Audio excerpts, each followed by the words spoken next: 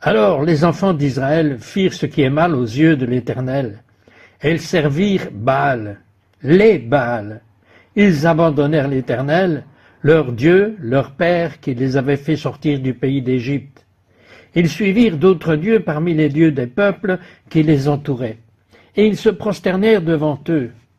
Quand Israël se détourna de Dieu, ils se tournèrent vers les dieux. En hébreu, le mot pour Dieu est comment? Elohim.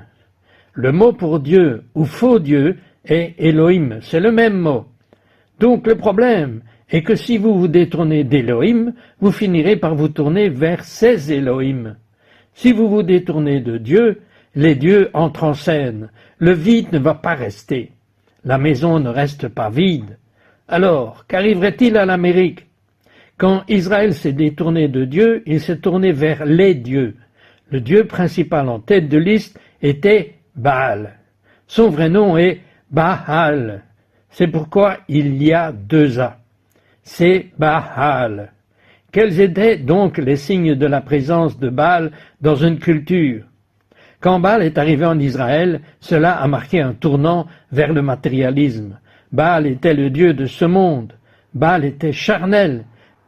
La sensualité physique, le matérialisme. Alors, qu'est-il arrivé à l'Amérique? Quand l'Amérique s'est détournée de Dieu, le résultat, c'est qu'avec cet esprit de Baal, nous sommes devenus de plus en plus matérialistes.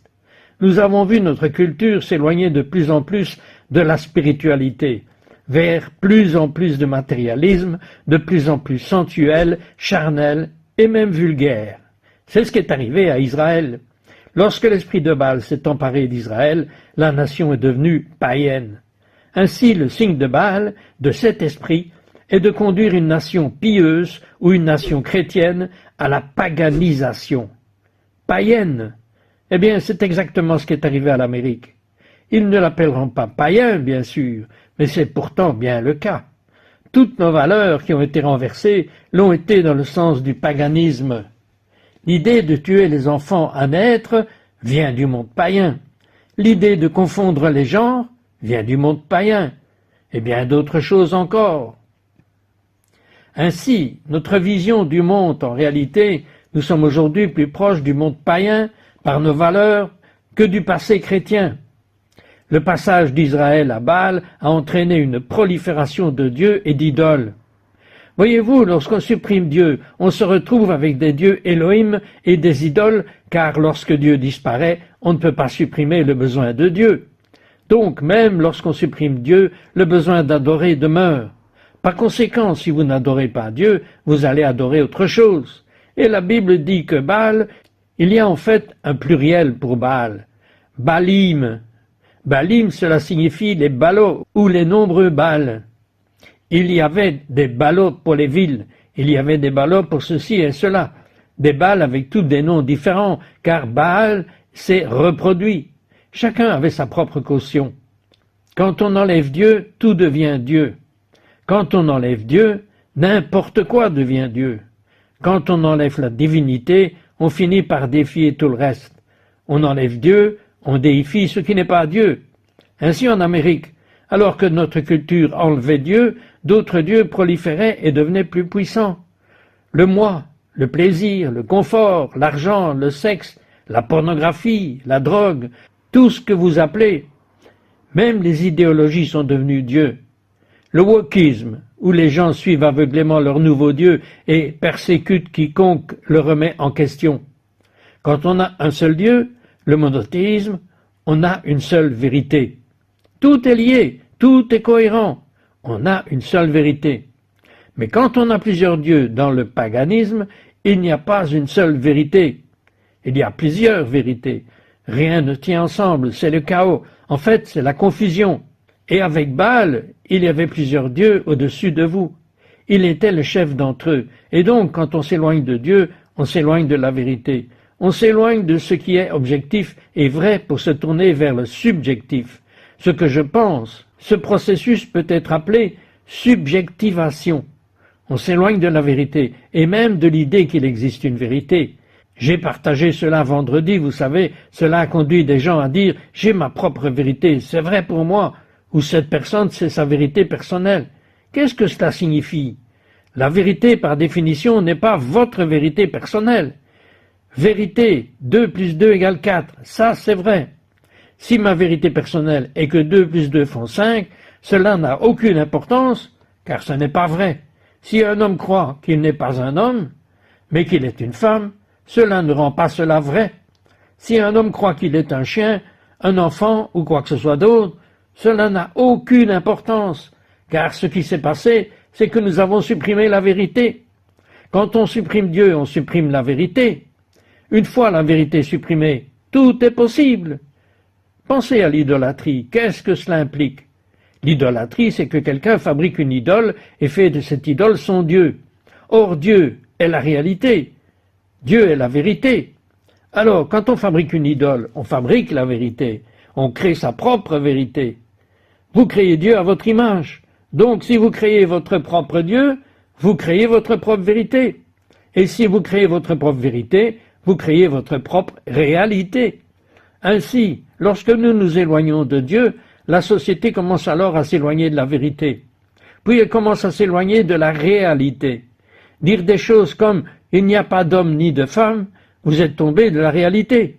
Et même lorsque les gens disent « eh bien, nous changeons », vous savez, si une culture dit « c'était mal, maintenant c'est bien », ceci est bien, ceci est maintenant mal.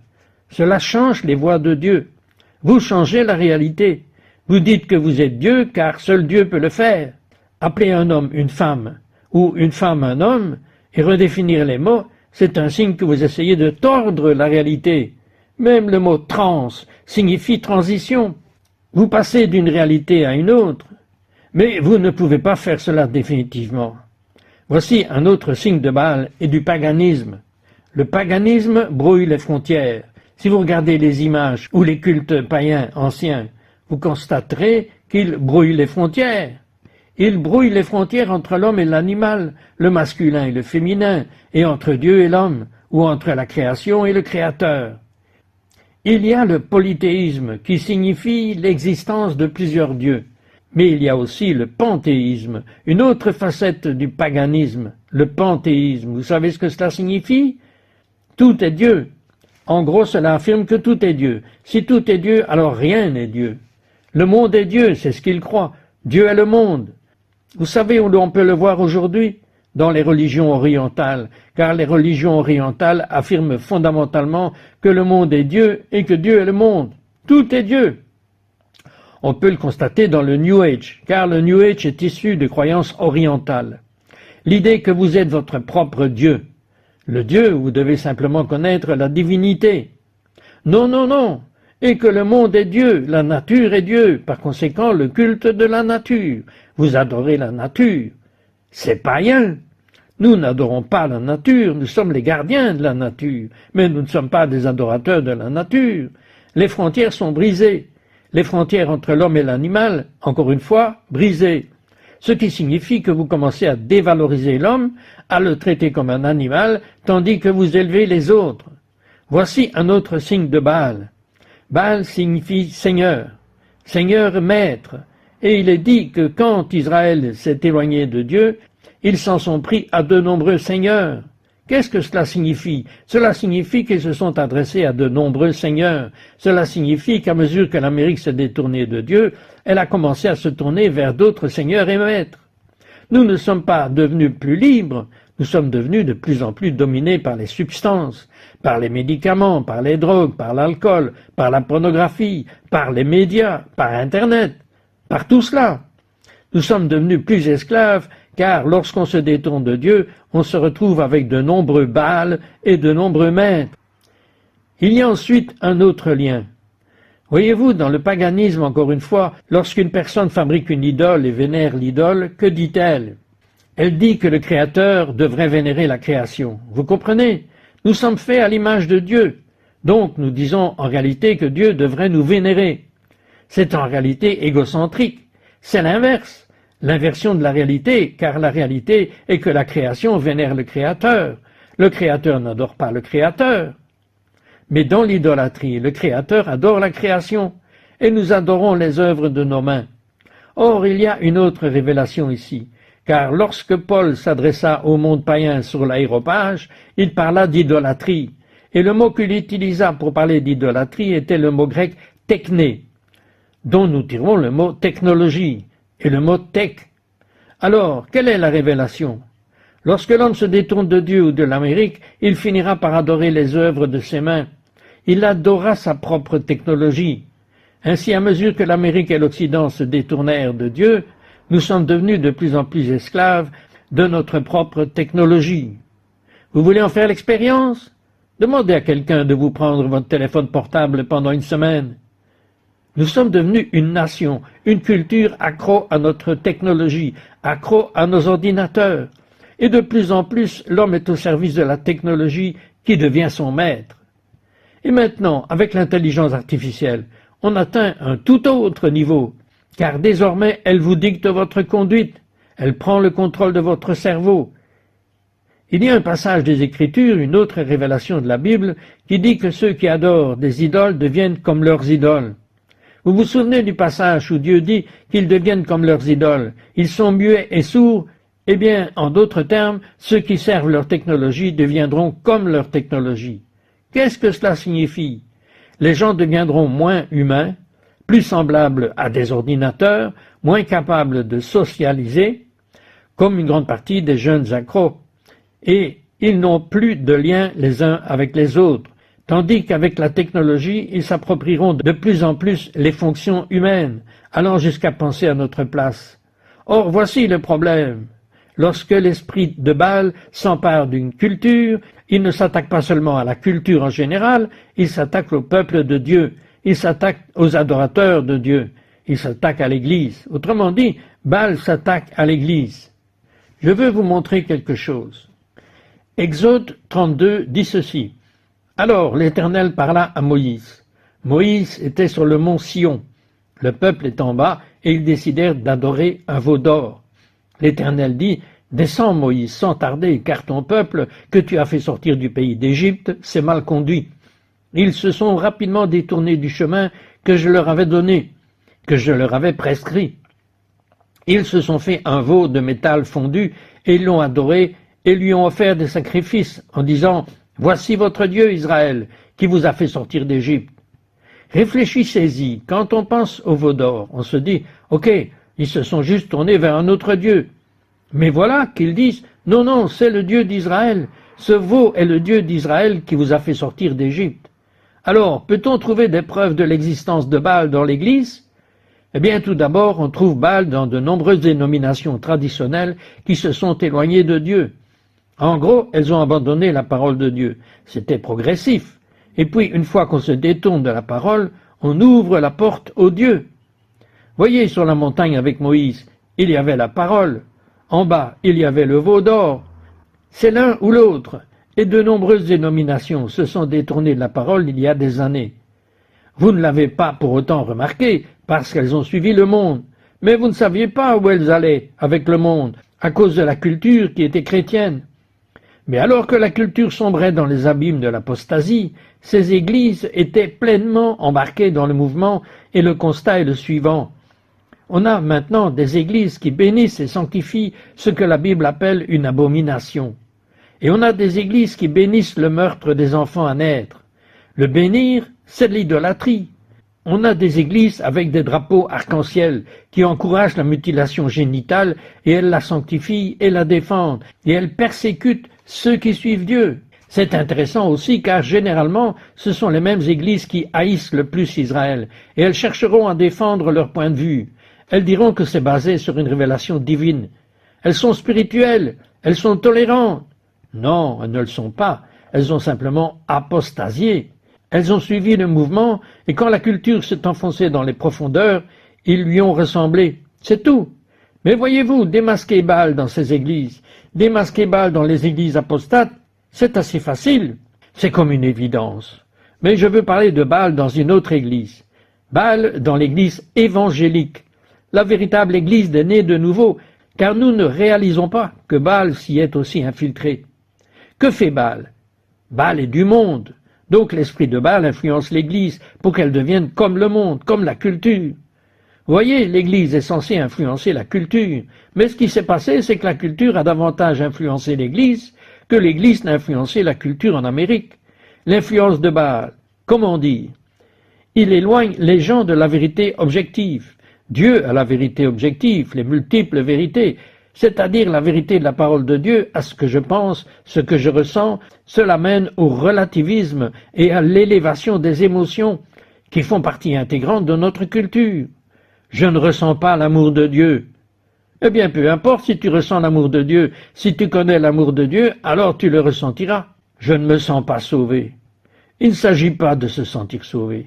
Je sais que la Bible le dit, mais je ne ressens pas. Cela n'a pas d'importance. Pour elle, vous savez, dites ça à Dieu au jour du jugement. Je me repentirai quand je le sentirai. Je servirai Dieu quand je le sentirai. Vous savez, cela n'a pas vraiment d'importance. Les sentiments ne sont pas aux commandes. C'est la parole de Dieu. Dieu le dit, tu le fais. Mais je suis amoureux d'elle. C'est que ça doit être vrai. Non, c'est en fait de l'adultère. Mais ça semble si bien. Eh bien, ça montre où vont les sentiments. Les sentiments ne sont pas moraux. Vous savez, c'est si mignon. Il me comprend. Mais vous commettez l'adultère. Ça va briser des vies, ça va briser des foyers, ça va briser votre vie et votre chemin. Dieu n'a pas dit, tu ne commettras point d'adultère, sauf si cela te fait du bien. Bien sûr que c'est agréable, parce que c'est ce que le péché utilise. Le péché utilise les plaisirs que Dieu a mis dans la création et les lui enlève et les pervertit. Alors finalement, il n'y aura plus ni plaisir ni joie de toute manière. La luxure est agréable un instant, mais ensuite c'est la descente aux enfers après. Nous ne devons pas être esclaves de nos sentiments, de nos impulsions ou de nos hormones. Nous ne devons pas vivre comme des animaux. Nous sommes enfants de Dieu. C'est supérieur. Nous triomphons du monde. Vous savez, Dieu n'a pas dit, ni Jésus d'ailleurs, que vous ressentiriez la vérité. Il n'a pas dit cela. Il n'a pas dit que vous la ressentiriez. C'est là le problème. Nous pensons que nous allons le ressentir. Il n'a pas dit que vous ressentiriez la vérité et que la vérité vous libérerait. Il est dit que vous connaîtrez la vérité. C'est alors qu'elle vous libérera. Il ne dit même pas que vous devez ressentir de l'amour. Il ne dit pas cela. Ce n'est pas un commandement, vous savez, c'est formidable quand vous le ressentez, c'est formidable, mais ce n'est pas un guide. Il ne dit pas de ressentir de l'amour. Il dit d'aimer le Seigneur votre Dieu et d'aimer votre prochain comme vous-même. Il ne dit pas de ressentir cet amour. C'est tout le point, car les sentiments d'amour vont et viennent. C'est pourquoi il ne dit pas « Marie, ressentez de l'amour pour votre femme ». Il dit « Marie, aimez votre femme ». Aimez-vous les uns les autres, ne le ressentez pas. Que vous le ressentiez ou non, tant mieux. Vous ne le sentez pas, ça n'a pas d'importance. C'est ce que vous allez surmonter. Quelqu'un se noie. Vous lui lancez une bouée de sauvetage, il ne la saisit pas, et vous lui dites « Saisis-la ». Il répond « Oui, mais je ne la sens pas ». Eh bien, Dieu te donne les paroles de la vie. C'est une bouée de sauvetage, c'est le salut. C'est éternel. Vous n'avez pas besoin de le ressentir, vous devez la saisir. Accrochez-vous et suivez-la. Et maintenant, il y a une autre forme de cela, car je veux froisser les susceptibilités de manière égale. Je veux être juste. Vous savez, je risque de froisser certaines personnes, mais cela n'a pas d'importance. Car nous ne nous soucions pas des susceptibilités, nous nous soucions de la vérité, car c'est ce qui est le plus important. Voilà maintenant une autre forme de cela. Un mouvement hyper charismatique. Dieu est réel, son esprit est réel et ses dons sont réels. Ils n'ont pas cessé. Mais vous pouvez aussi vous égarer, non pas avec Dieu, mais à votre manière. Car le problème, c'est que beaucoup de croyants s'approprient l'idée de l'esprit et l'utilisent pour aller où bon leur semble, loin de la parole et sans s'y enraciner. En d'autres termes, vous mettez Dieu au début de la phrase et c'est spirituel. Si vous dites « Oh, je veux épouser cette personne », ce n'est pas spirituel. Enfin, peut-être. Mais si vous dites « Dieu m'a dit que je vais épouser cette personne », soudainement, c'est spirituel. Non, ce ne l'est pas. En fait, c'est pire, parce que vous vous appropriez Dieu. Non, vous savez ce que ça fait? C'est du panthéisme. Vous transformez tout en Dieu. Vous transformez tout ce que vous voulez en Dieu. C'est de l'idolâtrie. Et c'est Baal. C'est du paganisme, parce qu'au lieu de conformer vos désirs à ceux de Dieu, vous contraignez Dieu à vos désirs. Un autre signe de cela est d'autres atteintes à la prospérité. Baal était le dieu de la prospérité. Il était le dieu de la fertilité. Suivez Baal et vos champs seront prospères. Vous augmenterez, vous gagnerez. Eh bien, je ne crois pas que ce soit un hasard si le symbole du matérialisme américain et de la quête de l'argent lui-même à Wall Street est une image d'un taureau en fusion, qui était l'image même de Baal. Voilà l'image de Baal. Je ne sais pas s'ils l'ont voulu, mais c'est l'image de Baal dans la Bible. C'est un taureau en fusion. Mais même cela s'est infiltré dans l'Église. Une culture de consommation. Le premier principe est de se concentrer sur l'acquisition. L'acquisition, l'acquisition, l'acquisition. Les gens qui passent d'église à église, je ne me sentais pas guidé, je ne me sentais pas pris en charge. Vous resterez un enfant, vous resterez immature jusqu'à ce que vous grandissiez en Dieu. L'esprit de Baal dit « acquiert, acquiert, acquiert, acquiert ». La parole de Dieu dit « donne et il te sera donné ». L'esprit de Baal dit « prends, prends, prends, acquiert ». Et la parole de Dieu dit « perds et tu trouveras ». Je ne suis pas servi. Vous n'êtes pas censé être servi. Si vous êtes censé servir, si vous êtes servi, c'est la cerise sur le gâteau. Et si tout le monde a l'attitude de servir comme Jésus l'a fait, alors tout le monde sera servi. Non pas parce qu'ils exigent d'être servis ou qu'ils se concentrent sur le service, mais parce que tout le monde sera servi. Si tout le monde dit « je vais être servi », personne ne sera servi, et tout le monde va se détester. Ou alors la Bible devient un marché, vous savez, ou en gros, vous savez, j'aime ce passage. Prenez votre croix. On ne va pas mettre ça sur un frigo. Vous savez, ça ne marche pas comme ça. Ce ne sont pas simplement les paroles de Dieu, c'est la parole de Dieu. Tout est lié, on ne peut pas choisir. Et c'est ainsi que nous avons une culture de la gratification instantanée. Et cela s'est aussi infiltré dans l'Église. Une culture de l'indulgence envers soi-même. Vous savez, un christianisme égocentrique qui se concentre sur certains passages des Écritures et en minimise d'autres. Et vous savez, regardez les croyants de pays comme la Chine ou l'Europe de l'Est, d'autrefois, qui ont souffert pour leur foi et qui ont connu plus de joie, plus de maturité et ont porté plus de fruits que tant de croyants en Amérique. Et cela m'amène à un autre point. Dieu veut que nous prospérions. Oui, il veut que vous prospériez de la manière la plus importante, oui, mais cela ne signifie pas que Dieu veut que chaque croyant ait plus de voitures, plus de choses, plus de richesses, que vous deveniez encore plus matérialiste que vous ne l'êtes déjà. C'est bien plus profond que cela. Et quel est le problème avec l'évangile de la prospérité? Écoutez, il y a une part de vérité là-dedans. Je veux dire, la vérité, c'est de tout remettre entre les mains de Dieu. Dieu veut vous bénir et vous donner la foi. Plus vous avez de foi, plus vous êtes ouvert aux bénédictions de Dieu. Oui, oui, mais ce n'est qu'une partie de l'histoire. L'autre aspect, c'est qu'on ne peut pas avoir la foi en la résurrection sans la foi en la croix. Et les bénédictions de Dieu et sa prospérité sont bien plus profondes qu'une voiture ou ce que vous achetez sur Amazon, vous savez, parce que tout cela va disparaître. Et le problème, c'est que si c'est ça votre foi, en quoi êtes-vous meilleur que la personne matérialiste et sans Dieu? Quand ce sera la fin, Dieu agira pour vous? Non, il ne s'agit pas d'utiliser Dieu pour obtenir quelque chose. Ce n'est pas la foi. Vous cherchez simplement une meilleure façon d'être matérialiste. C'est Baal, c'est Baal. Les gens adorent Baal pour obtenir davantage. Vous savez, celui qui possède le plus à la fin gagne.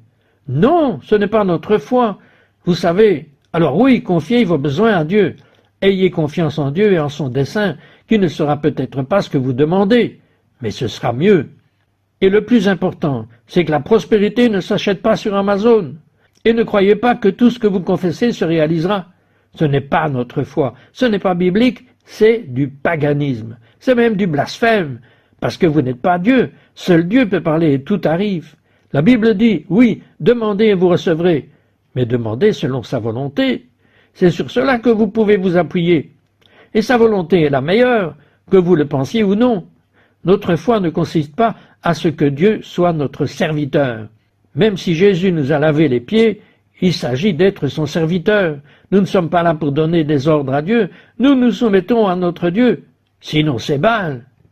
Vous voyez, et l'autre chose que Baal était, et comment il a influencé l'Église ou le Temple, c'est que lorsqu'Israël suivait Baal, il suivait la culture environnante.